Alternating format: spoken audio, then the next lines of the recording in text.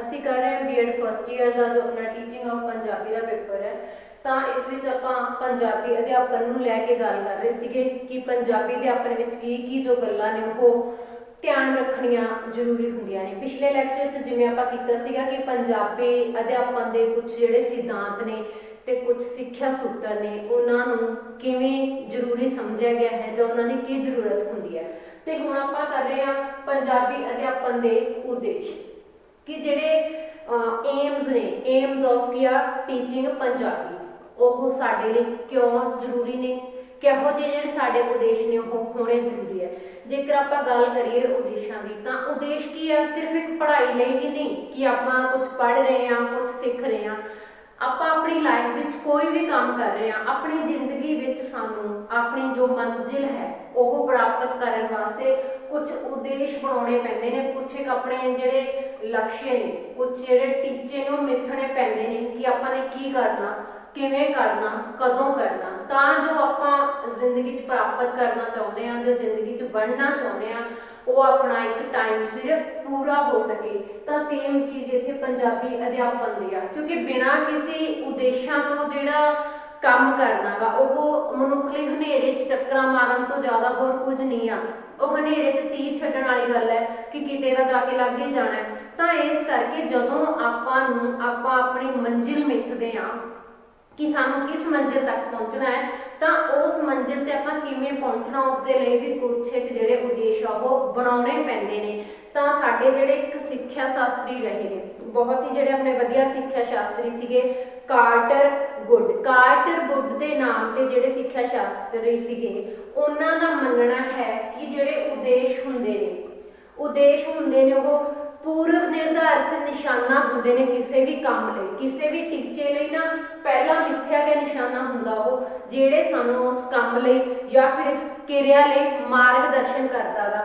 ਜਦੋਂ ਅਸੀਂ ਆਪਣੇ ਕੰਮ ਲਈ ਕੁਝ ਉਦੇਸ਼ ਬਣਾ ਲੈਂਦੇ ਹਾਂ ਤਾਂ ਸਾਨੂੰ ਉਸ ਦੇ ਨਾਲ ਇਹ ਕੰਮ ਕਦੋਂ ਕਰਨਾ ਗਾ, ਕਿਵੇਂ ਕਰਨਾ, ਕਿਸ ਚੀਜ਼ ਦੀ ਆਪਾਂ ਸਹਾਇਤਾ ਲੈ ਸਕਦੇ ਹਾਂ ਉੱਥੇ, ਤਾਂ ਜਿਹੜੀਆਂ ਸਾਰਾ ਓਵਰਆਲ ਗੱਲਾਂ ਨੇ ਉਹ ਸਾਨੂੰ ਵੀ ਆਪਣੇ ਉਦੇਸ਼ਾਂ ਰਾਹੀਂ ਪਤਾ ਚੱਲ ਜਾਂਦੀ ਹੈ। ਤਾਂ ਵਿਦਿਅਕ ਖੇਤਰ ਵਿੱਚ ਵੀ ਸੇਮ ਚੀਜ਼ ਹੈ। ਵਿਦਿਅਕ ਖੇਤਰ ਵਿੱਚ ਵੀ ਜਿਹੜੇ ਉਦੇਸ਼ ਹੁੰਦੇ ਨੇ ਜਿਹੜੇ ਆਪਣੇ ਏਮਸ ਹੁੰਦੇ ਨੇ ਉਹ ਹਰ ਇੱਕ ਬੱਚੇ ਲਈ ਹੋਣੇ ਬਹੁਤ ਜ਼ਰੂਰੀ ਹੈ ਤਾਂ ਜੋ ਉਹ ਜੋ ਵੀ ਸਿੱਖਣਾ ਚਾਹ ਰਿਹਾ ਆਪਣੀ ਜ਼ਿੰਦਗੀ ਵਿੱਚ ਜੋ ਵੀ ਉਹ ਪੜ੍ਹਨਾ ਚਾਹ ਰਿਹਾ ਉਹ ਇੱਕ ਪ੍ਰੋਪਰ ਤਰੀਕੇ ਨਾਲ ਪੜ੍ਹੇ, ਉਹਦਾ ਜੋ ਇੱਕ ਪ੍ਰੋਪਰ ਉਹਨੂੰ ਜਿਹੜੇ ਉਹਦੇ ਲਕਸ਼ ਨੇ ਜਾਂ ਉਹਦੀ ਮੰਜ਼ਿਲ ਉਹ ਮਿਲ ਸਕੇ।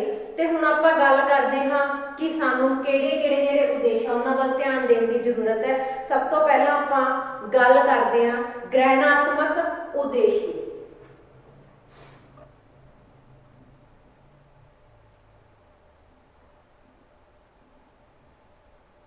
ਗ੍ਰਹਿਣਾਤਮਕ ਉਦੇਸ਼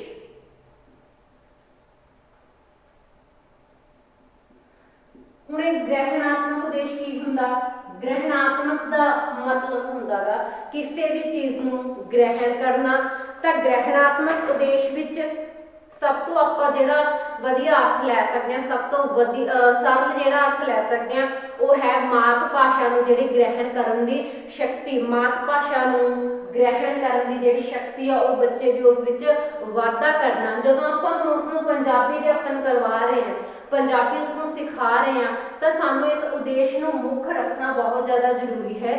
ਸਾਨੂੰ ਇਸੇ ਦੇ ਬੇਸ ਤੇ ਜਿਹੜਾ ਬੱਚੇ ਨੂੰ ਭਾਸ਼ਾ ਦਾ ਜਿਹੜਾ ਗਿਆਨ ਆ ਉਹ ਦੇਣਾ ਬਹੁਤ ਜ਼ਿਆਦਾ ਜ਼ਰੂਰੀ ਹੈ।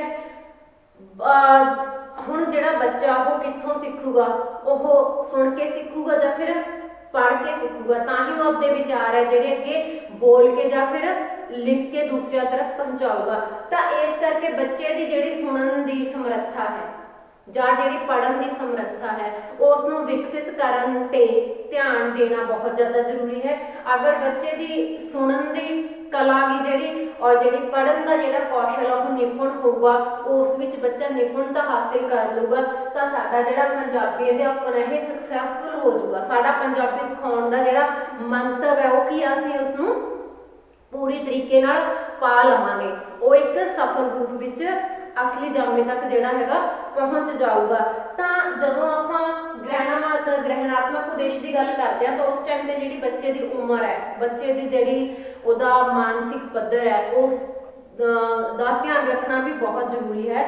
ਬੱਚੇ ਨੂੰ ਉਸਦੇ ਜਿਹੜਾ ਮਾਨਸਿਕ ਪੱਧਰ ਆ, ਉਸਦੀ ਉਮਰ ਆ, ਉਸੇ ਦੇ ਹਿਸਾਬ ਤੇ ਬੱਚੇ ਨੂੰ ਓਨੀਆਂ ਚੀਜ਼ਾਂ ਜਿਹੜੀਆਂ ਸਿਖਾਈਆਂ ਜਾਣ, ਉਹਨਾਂ ਕੁ ਜਿਹੜਾ ਅਧਿਆਪਨ ਹੈ ਉਹ ਕਰਵਾਇਆ ਜਾਵੇ, ਤਾਂ ਜੋ ਉਹ ਇੱਕ ਚੰਗੇ ਤਰੀਕੇ ਨਾਲ ਉਹਨਾਂ ਚੀਜ਼ਾਂ ਨੂੰ ਗ੍ਰਹਿਣ ਕਰ ਸਕੇ ਤੇ ਗ੍ਰਹਿਣ ਕਰਨ ਤੋਂ ਬਾਅਦ ਉਹ ਦੂਸਰਿਆਂ ਨਾਲ ਜਿਹੜੀ ਉਹ ਚੀਜ਼ ਅੱਗੇ ਸ਼ੇਅਰ ਕਰ ਸਕੇ।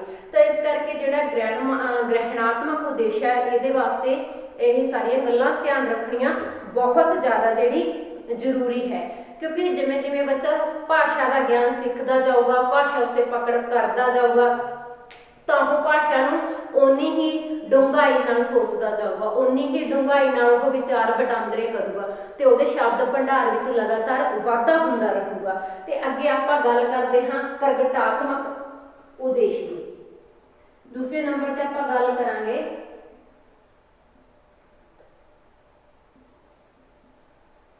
ਪ੍ਰਗਟਾਤਮਕ ਉਦੇਸ਼।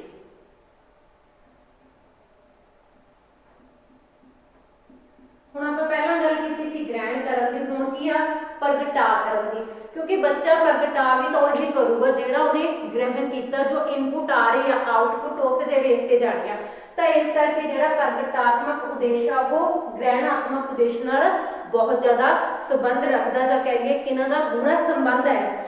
ਅੱਗੇ ਕਿ ਪ੍ਰਗਟਾਤਮਕ ਜਿਹੜਾ ਉਦੇਸ਼ ਦਾ ਅਰਥ ਹੈ, ਬੱਚਾ ਜੋ ਵੀ ਗੱਲ ਕਹਿਣਾ ਚਾਹੁੰਦਾ ਹੈ ਜਾਂ ਜੋ ਵੀ ਉਹਨੇ ਸਿੱਖਿਆ ਗਾ ਉਹਨੂੰ ਬੋਲ ਕੇ ਜਾਂ ਫਿਰ ਉਹਨੂੰ ਲਿਖਤੀ ਰੂਪ ਦੇ ਕੇ ਦੂਸਰਿਆਂ ਤੱਕ ਪਹੁੰਚਾਊਗਾ।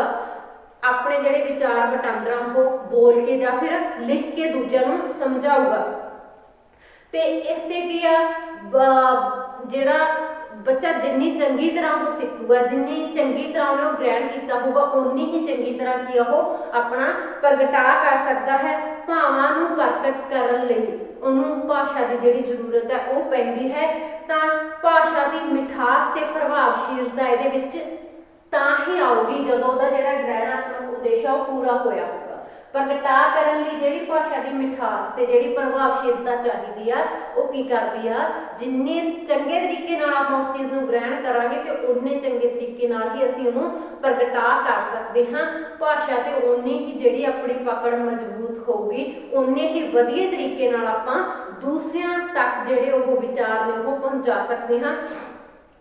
ਬੱਚਾ ਜਿਹੜੇ ਆਪਣੇ ਵਿਚਾਰ ਆ ਉਹ ਬਹੁਤ ਤਰੀਕੇ ਨਾਲ, ਬਹੁਤ ਮਤਲਬ ਸਿਚੁਏਸ਼ਨਸ ਦੇ ਅਕੋਰਡਿੰਗ ਦੇਣਾ ਚਾਹੁੰਦਾ ਗਾ। ਕਈ ਵਾਰ ਕੋਈ ਪਰਸਨ ਹੈ ਜਾਂ ਕੋਈ ਬੱਚਾ ਆਪਣਾ ਦਿਲ ਹੌਲਾ ਕਰਨ ਲਈ ਦੂਜਿਆਂ ਨਾਲ ਗੱਲਾਂ ਕਰਨਾ ਚਾਹੁੰਦਾ ਹੈ, ਕਈ ਵਾਰੀ ਦੂਸਰਿਆਂ ਨੂੰ ਗਿਆਨ ਦੇਣ ਲਈ ਕੋਈ ਗੱਲਾਂ ਕਰਨਾ ਚਾਹੁੰਦਾ ਗਾ, ਕਈ ਵਾਰ ਕੀ ਹੈ ਭਾਸ਼ਾ ਨੂੰ ਦੱਸ ਰਿਹਾ ਹੁੰਦਾ ਗਾ, ਕਈ ਵਾਰੀ ਜਿਹੜਾ ਹੁੰਦਾ ਗਾ ਆਪਣੇ ਕਿਸੇ ਟੌਪਿਕ ਬਾਰੇ ਕੋਈ ਡਿਸਕਸ ਕਰ ਰਿਹਾ ਹੁੰਦਾ ਗਾ, ਦੂਸਰਿਆਂ ਨੂੰ ਦੱਸ ਰਿਹਾ ਹੁੰਦਾ ਗਾ। ਤੇ ਇਸ ਕਰਕੇ ਜਿਹੜੇ ਵੱਖ-ਵੱਖ ਜਿਹੜੀਆਂ ਪਰਿਸਥਿਤੀਆਂ ਹੁੰਦੀਆਂ ਨੇ, ਜਿਹੜੀਆਂ ਵੱਖ-ਵੱਖ ਸਿਚੁਏਸ਼ਨ ਹੁੰਦੀਆਂ ਨੇ, ਔਰ ਵੱਖ-ਵੱਖ ਜਿਹੜੇ ਬੱਚੇ ਦੇ ਵਿਚਾਰ ਹੁੰਦੇ ਨੇ, ਉਹਨਾਂ ਨੂੰ ਉਸੇ ਹਿਸਾਬ ਦੇ ਅਨੁਸਾਰ ਉਹ ਦੂਸਰੇ ਅੱਗੇ ਪੇਸ਼ ਕਰੂਗਾ।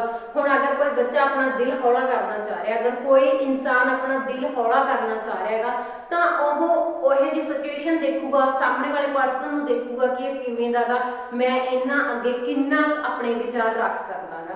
ਤਾਂ ਪ੍ਰਗਟਾਤਮਕ ਜਿਹੜਾ ਕੌਸ਼ਲ ਆ ਉਹ ਬੱਚੇ ਨੂੰ ਪ੍ਰਗਟਾ ਕਰਨਾ ਆਉਣਾ ਚਾਹੀਦਾ ਵਿਚਾਰਾਂ ਨੂੰ ਦੂਸਰਿਆਂ ਅੱਗੇ। ਉਸ ਚੀਜ਼ ਦੇ ਜਿਹੜੇ ਮੀਨਿੰਗ ਨੇ, ਜਿਹੜੇ ਅਰਥ ਨੇ, ਭਾਵਾਂ ਦੇ ਅਰਥ, ਉਹ ਕੀ ਆ ਬੱਚੇ ਨੂੰ ਕਲੀਅਰ ਕਰਨੇ ਆਉਣੇ ਚਾਹੀਦੇ ਨੇ। ਤਾਂ ਆਪਣਾ ਪੰਜਾਬੀ ਅਧਿਆਪਨ ਤਾਂ ਹੀ ਸਫਲ ਹੋ ਸਕੂਗਾ ਜੇ ਉਹਨੂੰ ਜਿਹੜਾ ਪ੍ਰਗਟਾਤਮਕ ਉਹਦਾ ਉਦੇਸ਼ ਹੈ ਉਹ ਚੰਗੇ ਤਰੀਕੇ ਨਾਲ ਪੂਰਾ ਹੋ ਸਕਦਾ ਗਾ। ਤਾਂ ਇਸ ਕਰਕੇ ਕੀ ਹੈ, ਜਿੰਨਾ ਵਧੀਆ ਗ੍ਰਹਿਣਾਤਮਕ ਉਦੇਸ਼ ਬੱਚੇ ਨੇ ਪੂਰਾ ਕੀਤਾ ਹੋਊਗਾ, ਉਨਾ ਹੀ ਵਧੀਆ ਉਹਦਾ ਜਿਹੜਾ ਪ੍ਰਗਟਾਤਮਕ ਉਦੇਸ਼ ਹੈ ਉਹ ਪੂਰਾ ਹੋ ਜਾਊਗਾ। ਅੱਗੇ ਆਪਾਂ ਗੱਲ ਕਰਦੇ ਹਾਂ ਗਿਆਨ ਵਿਸਤਾਰ ਉਦੇਸ਼।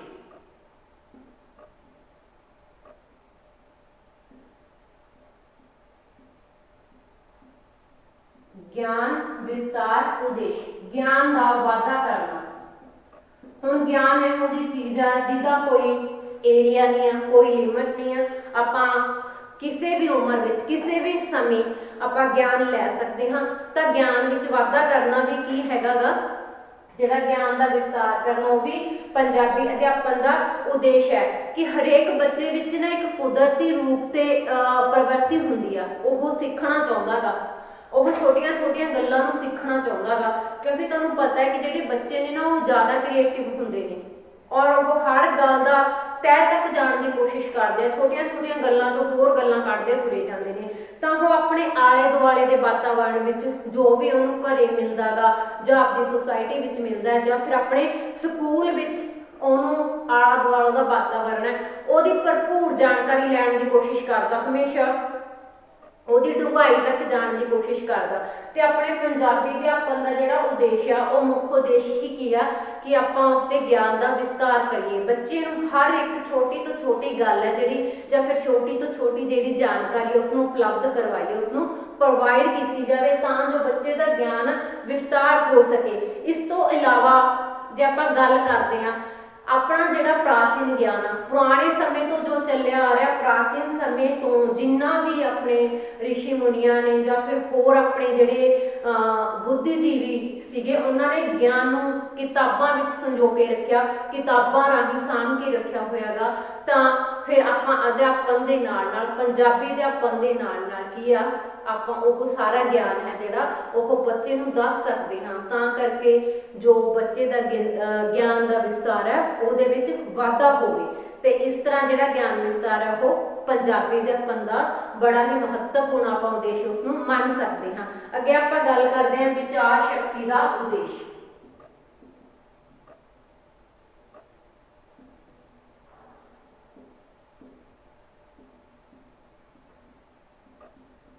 ਵਿਚਾਰ ਸ਼ਕਤੀ ਦਾ ਉਦੇਸ਼, ਵਿਚਾਰਾਂ ਨੂੰ ਪ੍ਰਵਾਹ ਦੇਣਾ, ਵਿਚਾਰਾਂ ਨੂੰ ਇੱਕ ਸ਼ਕਤੀ ਦੇਣਾ। ਤਾਂ ਪੰਜਾਬੀ ਅਧਿਆਪਨ ਦਾ ਜਿਹੜਾ ਇਹ ਉਦੇਸ਼ ਆ ਇਹ ਵੀ ਆਪਣੇ ਆਪ ਵਿੱਚ ਬਹੁਤ ਮਹੱਤਵਪੂਰਨ ਹੈ, ਬਹੁਤ ਹੀ ਮਾਇਨੇ ਰੱਖਦਾ ਹੈ ਕਿਸੇ ਬੱਚੇ ਦੀ ਪੰਜਾਬੀ ਅਧਿਆਪਨ ਵਿੱਚ।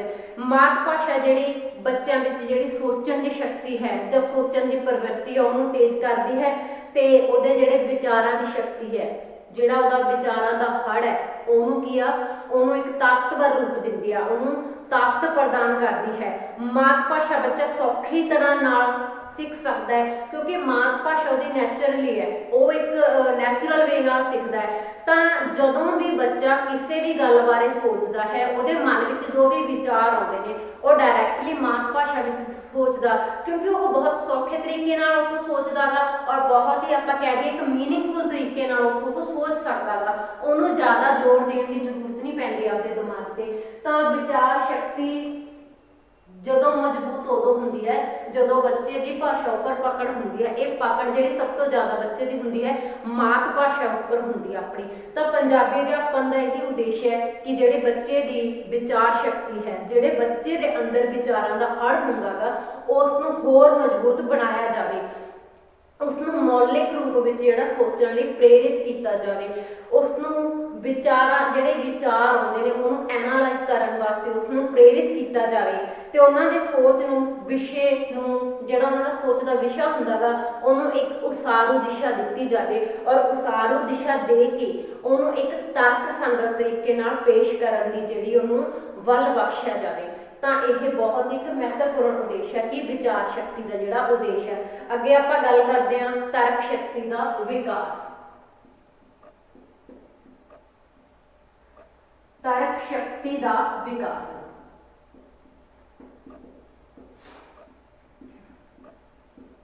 ਦੇਖੋ ਇਹ ਨੈਚੁਰਲ ਦੀ ਗੱਲ ਹੈ ਕਿ ਇਨਸਾਨ ਵਿੱਚ ਜਿਹੜੀ ਸੋਚਣ ਵਿਚਾਰਨ ਦੀ ਸ਼ਕਤੀ ਉਹ ਹਰ ਇੱਕ ਇਨਸਾਨ ਵਿੱਚ ਹੁੰਦੀ ਹੈ। ਹਰ ਇੱਕ ਇਨਸਾਨ ਜਿਹੜਾ ਉਹ ਸੋਚ ਵਿਚਾਰ ਸਕਦਾ, ਇਹ ਇੱਕ ਆਪਾਂ ਨੂੰ ਪਰਮਾਤਮਾ ਦੀ ਦੇਣ ਹੈ, ਇੱਕ ਆਪਾਂ ਨੂੰ ਕੁਦਰਤ ਵੱਲੋਂ ਇੱਕ ਬਹੁਤ ਹੀ ਬੜਮੁੱਲੀ ਬਖਸ਼ਿਸ਼ ਹੈ ਕਿ ਜਿਹੜਾ ਇਨਸਾਨ ਹੈ ਉਹ ਸੋਚ ਸਕਦਾ ਹੈ, ਆਪਣੇ ਵਿਚਾਰਾਂ ਦਾ ਜਿਹੜਾ ਹੈਗਾ ਉਹਨਾਂ ਵਿਸ਼ਲੇਸ਼ਣ ਕਰ ਸਕਦਾ ਗਾ। ਜਿਹੜੀ ਸਾਡੀ ਸ਼ਾਰੀਰਿਕ ਸ਼ਕਤੀ ਹੈ ਤੇ ਜਿਹੜੀ ਮਾਨਸਿਕ ਸ਼ਕਤੀ ਆ ਉਹ ਸਰੀਰਿਕ ਸ਼ਕਤੀ ਨਾਲੋਂ ਕਿਤੇ ਜ਼ਿਆਦਾ ਵਧੇਰੇ ਤਾਕਤਵਰ ਹੁੰਦੀ ਹੈ ਕਿਉਂਕਿ ਇਨਸਾਨ ਨੇ ਬਹੁਤ ਸਾਰੀਆਂ ਇਹੋ ਜਿਹੀਆਂ ਕਾਢਾਂ ਕੱਢੀਆਂ ਨੇ ਜਿਹਨੂੰ ਸੋਚ ਕੇ ਕਈ ਵਾਰ ਹੈਰਾਨੀ ਹੁੰਦੀ ਹੈ ਕਿ ਇਹ ਇੰਨੀ ਵੱਡੀ ਜਿਹੜੀ ਕਾਢ ਹੈ ਉਹ ਇਨਸਾਨ ਨੇ ਕੱਢੀ ਆ। ਅਗਰ ਆਪਾਂ ਗੱਲ ਕਰੀਏ ਹਵਾਈ ਜਹਾਜ਼ ਦੀ ਤਾਂ ਇਹ ਇਨਸਾਨ ਨੇ ਬਣਾਇਆ, ਇਹਦੇ ਵਿੱਚ ਇਨਸਾਨ ਦੀ ਜਿਹੜੀ ਸਰੀਰਿਕ ਸ਼ਕਤੀ ਹੈ ਇਹਦਾ ਯੂਜ਼ ਹੋਇਆ, ਪ੍ਰਯੋਗ ਕੀਤਾ, ਇਨਸਾਨ ਦੇ ਹੱਥਾਂ ਪੈਰਾਂ ਦਾ ਇਹਦੇ ਵਿੱਚ ਕੰਮ ਹੋਇਆ, ਲੇਕਿਨ ਉਹ ਜਿਹੜੀ ਸੋਚ ਸੀ ਜਿਹੜਾ ਉਹਨੂੰ ਆਕਾਰ ਦੇਣਾ ਸੀਗਾ ਉਹ ਬਣਿਆ ਕਿੱਥੋਂ? ਉਹਦੀ ਜਿਹੜੀ ਦਿਮਾਗੀ ਜਿਹੜੀ ਸ਼ਕਤੀ ਸੀਗੀ, ਜਿਹੜਾ ਉਹਦਾ ਵਿਚਾਰ ਸੀਗੇ ਉਹਨਾਂ ਨੂੰ ਹੱਥਾਂ ਰਾਹੀਂ ਰੂਪ ਦਿੱਤਾ ਗਿਆ। ਤੇ ਹੁਣ ਦੇਖੋ ਕਿ ਜਿਹੜੀ ਆਪਣੀ ਮਾਨਸਿਕ ਸ਼ਕਤੀ ਹੈ, ਜਿਹੜੇ ਬੱਚੇ ਇਨਸਾਨ ਦੀ ਸੋਚਣ ਦੀ ਸ਼ਕਤੀ ਉਹ ਕਿਤੇ ਜ਼ਿਆਦਾ ਸ਼ਕਤੀਸ਼ਾਲੀ ਹੈ ਆਪਣੀ ਸਰੀਰਕ ਸ਼ਕਤੀ ਨਾਲੋਂ, ਕਿਉਂਕਿ ਜਿਹੜਾ ਇਨਸਾਨ ਹੈ ਉਹ ਵਿਚਾਰਾਂ ਨੂੰ ਤਰਕਪੂਰਨ ਤਰੀਕੇ ਨਾਲ ਸੋਚਦਾ ਗਾ, ਉਸ ਉੱਤੇ ਤਰਕ ਜਿਹੜਾ ਕਰ ਸਕਦਾ ਹੈਗਾ, ਉਹਨੂੰ ਸਹੀ ਗਲਤ ਦੀ ਜਿਹੜੀ ਪਹਿਚਾਣ ਆ ਉਹ ਕਰ ਸਕਦਾ ਗਾ। ਤੇ ਇਸ ਕਰਕੇ ਕਹਿ ਸਕਦੇ ਹਾਂ ਆਪਾਂ ਕਿ ਜਿਹੜੀ ਸਰੀਰਕ ਸ਼ਕਤੀ ਹੈ ਉਹ ਉਹਦੇ ਨਾਲੋਂ ਆਪਣੀ ਜਿਹੜੀ ਮਾਨਸਿਕ ਸ਼ਕਤੀ ਜਾਂ ਫਿਰ ਆਪਾਂ ਦਿਮਾਗੀ ਸ਼ਕਤੀ ਕਹਿ ਲਈਏ ਉਹ ਜ਼ਿਆਦਾ ਮਜ਼ਬੂਤ ਹੈ, ਕਿਉਂਕਿ ਇਹ ਜਿਹੜਾ ਦਿਮਾਗੀ ਸ਼ਕਤੀ ਹੈ ਇਹ ਸਰੀਰਕ ਸ਼ਕਤੀ ਨਾਲੋਂ ਕਈ ਗੁਣਾ ਜ਼ਿਆਦਾ ਜਿਹੜਾ ਪ੍ਰਯੋਗ ਕਰ ਸਕਦਾ ਹੈ, ਕਈ ਗੁਣਾ ਜ਼ਿਆਦਾ ਉਸਦਾ ਇਸਤੇਮਾਲ ਸੰਭਵ ਹੈ। ਜਿੱਥੇ ਆਪਣਾ ਸਰੀਰਕ ਸ਼ਕਤੀ ਕੰਮ ਨਹੀਂ ਕਰਦੀ ਉੱਥੇ ਮਾਨਸਿਕ ਸ਼ਕਤੀ, ਉੱਥੇ ਜਿਹੜੀ ਦਿਮਾਗੀ ਸ਼ਕਤੀ ਹੈ ਨਾ ਉਹ ਪਰਸਨ ਦੀ ਕੰਮ ਕਰਦੀ ਹੈ। ਤਾਂ ਜਦੋਂ ਬੰਦਾ ਤਰਕ ਸ਼ਕਤੀ ਨਾਲ ਜਾਂ ਫਿਰ ਤਰਕਸ਼ੀਲ ਵਿਚਾਰ ਉਹਦੇ ਮਨ ਵਿੱਚ ਆਉਣੇ ਸਟਾਰਟ ਹੋ ਜਾਂਦੇ ਨੇ ਤਾਂ ਉਹ ਕੀ ਆ, ਉਹਦਾ ਜਿਹੜਾ ਵਿਚਾਰਨ ਦਾ ਹੜ ਹੈ, ਜਿਹੜੇ ਉਹਦਾ ਵਿਚਾਰਨ ਦੀ ਜਿਹੜੀ ਸ਼ਕਤੀ ਉਹ ਬਹੁਤ ਜ਼ਿਆਦਾ ਵੱਧ ਜਾਂਦੀ ਹੈ। ਮਾਤ ਭਾਸ਼ਾ ਸਿੱਖਿਆ ਦਾ ਉਦੇਸ਼ ਹੈ ਜੋ ਉਹ ਬੱਚੇ ਦੇ ਤਰਕ ਨੂੰ ਤਿੱਖਾ ਕਰਨਾ ਹੈ। ਪੰਜਾਬੀ ਜੋ ਅਧਿਆਪਨ ਕਰਵਾਉਣਾ ਹੈ ਉਹ ਸਿਰਫ ਉਹਨੂੰ ਇੱਕ ਨੌਲੇਜ ਨਹੀਂ ਦੇਣੀ ਲੈਂਗੁਏਜ ਬਾਰੇ ਜਾਂ ਭਾਸ਼ਾ ਬਾਰੇ, ਉਸਦਾ ਉਦੇਸ਼ ਕੀ ਆ ਕਿ ਜਿਹੜੀ ਉਹਦੀ ਤਰਕ ਸ਼ਕਤੀ ਹੈ ਉਸ ਨੂੰ ਵੀ ਤਿੱਖਾ ਕਰਨਾ, ਉਸ ਨੂੰ ਵੀ ਵਧਾਉਣਾ ਹੈ, ਤਾਂ ਜੋ ਵਿਦਿਆਰਥੀ ਹੈਗਾ ਜਾਂ ਫਿਰ ਜੋ ਬੱਚਾ ਹੈਗਾ ਗਾ ਉਹ ਕੀ ਆ ਜਿਹੜੇ ਵਿਚਾਰ ਨੇ ਉਹਨਾਂ ਨੂੰ ਐਨਾਲਾਈਜ਼ ਵੀ ਕਰ ਸਕੇ। ਅੱਗੇ ਆਪਾਂ ਗੱਲ ਕਰਦੇ ਹਾਂ ਸਮਝ ਸ਼ਕਤੀ ਦਾ ਵਿਕਾਸ।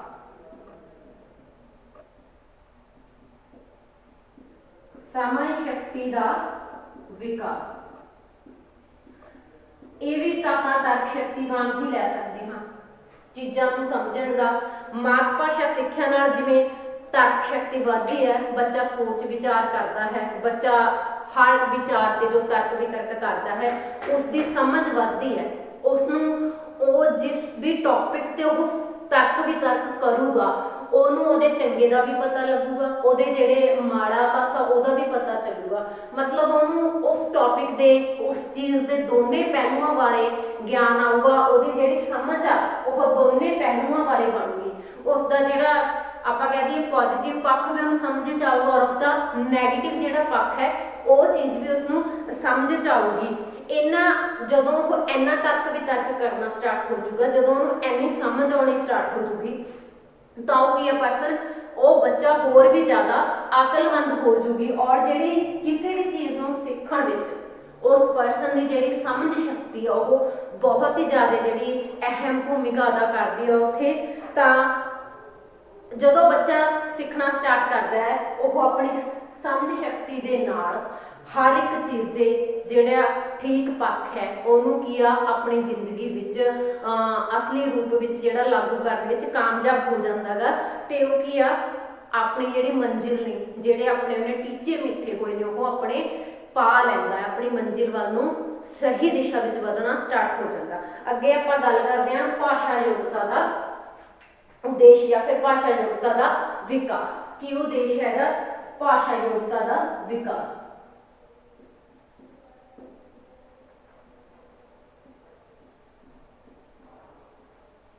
ਭਾਸ਼ਾ ਯੋਗਤਾ ਦਾ ਵਿਕਾਸ। ਹੁਣ ਆਪਾਂ ਇੱਥੇ ਗੱਲ ਹੀ ਆਪਣੀ ਪੰਜਾਬੀ ਭਾਸ਼ਾ ਬਾਰੇ ਹੋ ਰਹੀ ਆ, ਤਾਂ ਕਰਕੇ ਆਪਾਂ ਕੀ ਕਰ ਰਹੇ ਹਾਂ ਪੰਜਾਬੀ ਅਧਿਆਪਨ ਦੀ ਗੱਲ ਕਰ ਰਹੇ ਹਾਂ। ਤਾਂ ਭਾਸ਼ਾ ਜਿਹੜੀ ਮਾਤ ਭਾਸ਼ਾ ਸਿੱਖਿਆ ਦਾ ਜਿਹੜਾ ਇੱਕ ਪ੍ਰਮੁੱਖ ਉਦੇਸ਼ ਹੁੰਦਾ ਹੈ ਉਹ ਮੁੱਖ ਤੌਰ ਤੇ ਜਿਹੜੇ ਬੱਚੇ ਨੇ, ਮੁੱਖ ਤੌਰ ਤੇ ਜਿਹੜੇ ਵਿਦਿਆਰਥੀ ਨੇ ਉਹਨਾਂ ਦੀ ਜਿਹੜੀ ਭਾਸ਼ਾ ਦੀ ਯੋਗਤਾ ਹੈ ਉਸ ਦਾ ਜਿਹੜਾ ਵਿਕਾਸ ਕਰਨਾ ਹੈ ਤੇ ਉਹਨਾਂ ਦੇ ਜਿਹੜੇ ਸ਼ਬਦ ਭੰਡਾਰ ਨੇ ਉਹਨਾਂ ਵਿੱਚ ਵਾਧਾ ਕਰਨਾ ਹੈ। ਉਹਨਾਂ ਨੂੰ ਇੱਕ ਤਰੀਕੇ ਨਾਲ ਜਿਹੜੀ ਭਾਸ਼ਾ ਦੇ ਅਰਥ ਨੇ, ਭਾਸ਼ਾ ਜਿਹੜੀ ਵਰਣਮਾਲਾ ਅੱਖਰ ਨੇ, ਸ਼ਬਦ ਨੇ, ਉਹਨਾਂ ਦੇ ਵਾਕ ਨੇ, ਜਿਹੜੀ ਭਾਸ਼ਾ ਦੀ ਵਿਆਕਰਣ ਹੈ ਕਿ ਭਾਸ਼ਾ ਕਿਹੜੇ ਰੂਲ ਰੈਗੂਲੇਸ਼ਨ ਵਿੱਚ, ਕਿਹੜੇ ਨਿਯਮਾਂ ਵਿੱਚ ਬੱਧੀ ਹੋਈ ਆ, ਹਰ ਇੱਕ ਚੀਜ਼ ਦਾ ਉਹਨੂੰ ਜਿਹੜਾ ਗਿਆਨ ਕਰਵਾਉਣਾ ਹੈ। ਭਾਸ਼ਾ ਯੋਗਤਾ ਦਾ ਜਿਹੜਾ ਵਿਕਾਸ ਹੈ ਉਹ ਕਰਨਾ ਹੈ, ਕਿਉਂਕਿ ਜਿੱਥੋਂ ਤੱਕ ਬੱਚੇ ਨੂੰ ਹਰ ਇੱਕ ਚੀਜ਼ ਦਾ ਪਤਾ ਨਹੀਂ ਚੱਲੇਗਾ, ਭਾਸ਼ਾ ਦੀ ਹਰ ਇੱਕ ਪਾਰਟ ਬਾਰੇ ਜਾਣਕਾਰੀ ਨਹੀਂ ਆਊਗੀ, ਤਾਂ ਉਹ ਕੀ ਹੈ ਜਿਹੜੀ ਭਾਸ਼ਾ ਤੇ ਜਿਹੜੀ ਉਹਦੀ ਪਕੜ ਹੈ ਉਹ ਮਜ਼ਬੂਤ ਨਹੀਂ ਹੋ ਪਾਊਗੀ। ਤੇ ਭਾਸ਼ਾ ਤੇ ਪਕੜ ਬਣਾਉਣ ਵਾਸਤੇ ਭਾਸ਼ਾ ਦੇ ਕੀ ਨਿਯਮ ਨੇ, ਕੀ ਉਹਦੀ ਵਿਆਕਰਣ ਦੇ ਨਿਯਮ ਨੇ, ਹਰ ਇੱਕ ਚੀਜ਼ ਦੀ ਜਾਣਕਾਰੀ ਹੋਣਾ ਬਹੁਤ ਜ਼ਰੂਰੀ ਹੈ। ਤੇ ਉਹਨੂੰ ਕਿਵੇਂ ਵਰਤਿਆ ਜਾਵੇ। ਜੇਕਰ ਆਪਾਂ ਗੱਲ ਕਰੀਏ ਭਾਸ਼ਾ ਵਿੱਚ ਜਿਵੇਂ ਮੁਹਾਵਰੇ ਹੁੰਦੇ ਨੇ, ਜਿਵੇਂ ਲੋਕੋਕਤੀਆਂ ਹੁੰਦੀਆਂ ਨੇ, ਆਪਾਂ ਉਹਨਾਂ ਨੂੰ ਸਹੀ ਅਰਥਾਂ ਵਿੱਚ ਕਿਵੇਂ ਵਰਤ ਸਕਦੇ ਹਾਂ, ਉਹਨਾਂ ਦੇ ਕਿਵੇਂ ਆਪਾਂ ਸਹੀ ਅਰਥ ਕੱਢ ਸਕਦੇ ਹਾਂ ਔਰ ਕਿਵੇਂ ਉਹਨਾਂ ਨੂੰ ਅੱਗੇ ਵਰਤ ਸਕਦੇ ਹਾਂ, ਇਹੋ ਜਿਹੀਆਂ ਚੀਜ਼ਾਂ ਬੱਚੇ ਨੂੰ ਸਿਖਾਈਆਂ ਜਾਣੀਆਂ ਬਹੁਤ ਜ਼ਰੂਰੀ ਹੈ। ਤੇ ਜਿਸ ਵਿੱਚ ਕਿ ਭਾਸ਼ਾ ਨਾਲ ਸਰਲਤਾ ਆਉਂਦੀ ਹੈ, ਭਾਸ਼ਾ ਵਿੱਚ ਸੰਜਮਤਾ ਆਉਂਦੀ ਹੈ ਔਰ ਭਾਸ਼ਾ ਵਿੱਚ ਇੱਕ ਖੂਬਸੂਰਤੀ ਪੈਦਾ ਹੁੰਦੀ ਹੈ। ਤਾਂ ਅੱਗੇ ਆਪਾਂ ਗੱਲ ਕਰਾਂਗੇ ਸਹਿਜਾਤਮਕ ਉਦੇਸ਼ ਦਾ।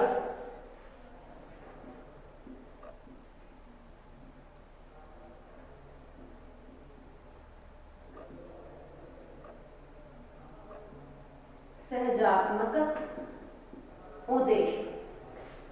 ਸਹਿਜਾਤਮਕ ਉਦੇਸ਼ ਦੀ ਗੱਲ ਕਰੀਏ ਤਾਂ ਜਿਹੜਾ ਸਹਿਜਾਤਮਕ ਉਦੇਸ਼ ਹੁੰਦਾ, ਇਹਦਾ ਸਿੱਧੇ ਤੌਰ ਤੇ ਸੰਬੰਧ ਕੀ ਹੁੰਦਾ ਗਾ, ਜਿਹੜੀ ਆਪਣੀ ਭਾਸ਼ਾ ਹੈਗੀ ਆ ਉਹਦੇ ਸਾਹਿਤ ਪ੍ਰਤੀ ਪ੍ਰੇਮ ਦੀ ਗੱਲ ਕਰਦੇ ਹਾਂ ਸਹਿਜਾਤਮਕ ਉਦੇਸ਼ ਵਿੱਚ।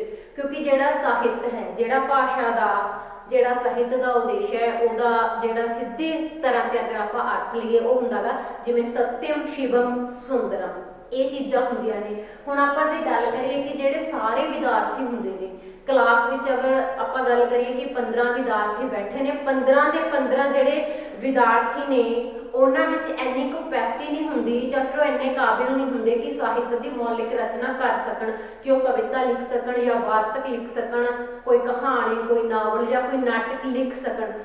ਪਰ ਆਪਾਂ ਸਹਿਜਾਤਮਕ ਉਦੇਸ਼ ਨਾਲ ਉਹਨਾਂ ਨੂੰ ਇੰਨਾ ਕੁ ਕਾਬਿਲ ਬਣਾ ਸਕਦੇ ਹਾਂ ਕਿ ਉਹ ਚੰਗੇ ਸਾਹਿਤ ਦੀ ਪਹਿਚਾਣ ਕਰ ਸਕਣ।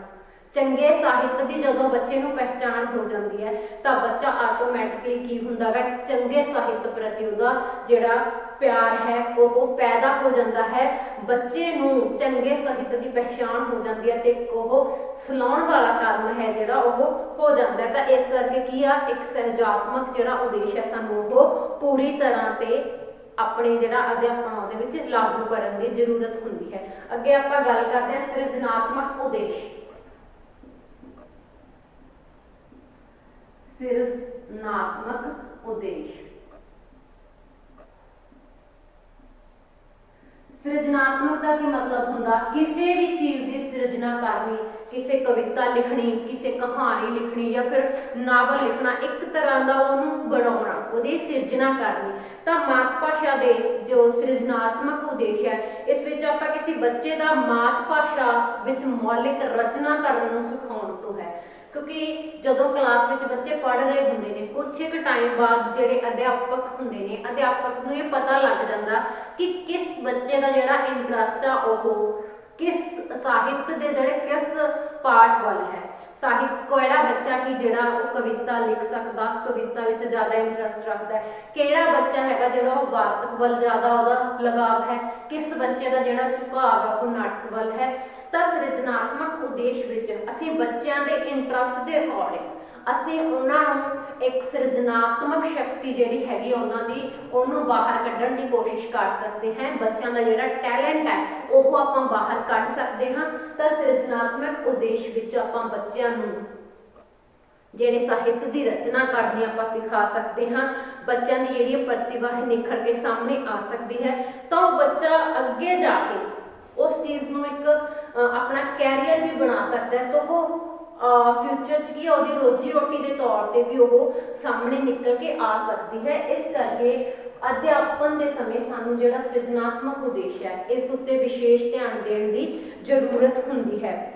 ਇਹ ਸਾਰੀਆਂ ਚੀਜ਼ਾਂ ਨੇ ਜਿਹੜੀਆਂ ਇਹ ਪਾਠ्यक्रम ਦੇ ਜਾਂ ਆਪਾਂ ਕਰਿਕੂਲਮ ਦੇ ਅੰਡਰ ਕਹਿ ਸਕਦੇ ਹਾਂ ਕਿ ਨਹੀਂ ਆਉਂਦੀਆਂ ਹੈਗੀਆਂ ਨੇ, ਪਰ ਫਿਰ ਵੀ ਅਸੀਂ ਉਚੇਚੇ ਤੌਰ ਤੇ ਇਸ ਗੱਲ ਦਾ ਧਿਆਨ ਰੱਖ ਸਕਦੇ ਹਾਂ ਕਿ ਅਸੀਂ ਬੱਚਿਆਂ ਨੂੰ ਉਹਨਾਂ ਦੀ ਜਿਹੜੀ ਸਿਰਜਣਾਤਮਕ ਸ਼ਕਤੀ ਹੈ ਉਹਨਾਂ ਨੂੰ ਵਰਤਣ ਦਾ ਜਿਹੜਾ ਉਹਨਾਂ ਨੂੰ ਇੱਕ ਸਲੀਕਾ ਸਿਖਾਈਏ, ਇੱਕ ਤਰੀਕਾ ਸਿਖਾਈਏ ਤਾਂ ਜੋ ਬੱਚੇ ਆਪਣੀ ਜਿਹੜੀ ਸਿਰਜਣਾਤਮਕ ਸ਼ਕਤੀ ਆ ਉਹਨੂੰ ਬਾਹਰ ਲੈ ਕੇ ਆਉਣ ਤੇ ਆਪਣੀ ਜ਼ਿੰਦਗੀ ਵਿੱਚ ਉਹਨੂੰ ਆਪਣੀ ਰੋਜੀ ਰੋਟੀ ਦਾ ਜ਼ਰੀਆ ਵੀ ਬਣਾ ਸਕਣ। ਅੱਗੇ ਆਪਾਂ ਗੱਲ ਕਰਦੇ ਹਾਂ ਉਪਯੁਕਤ ਦ੍ਰਿਸ਼ਟੀਕੋਣ ਤੇ ਝੁਕਾਵਾਂ ਦਾ ਉਦੇਸ਼।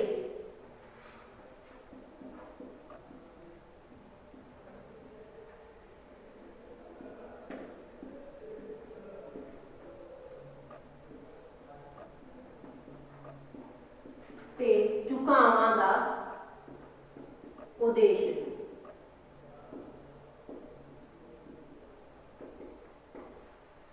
ਉਪਯੁਕਤ ਦ੍ਰਿਸ਼ਟੀਕੋਣ ਤੇ ਝੁਕਾਵਾਂ ਦਾ ਜੋ ਉਦੇਸ਼ ਹੈ ਉਹ ਕੀ ਹਨ।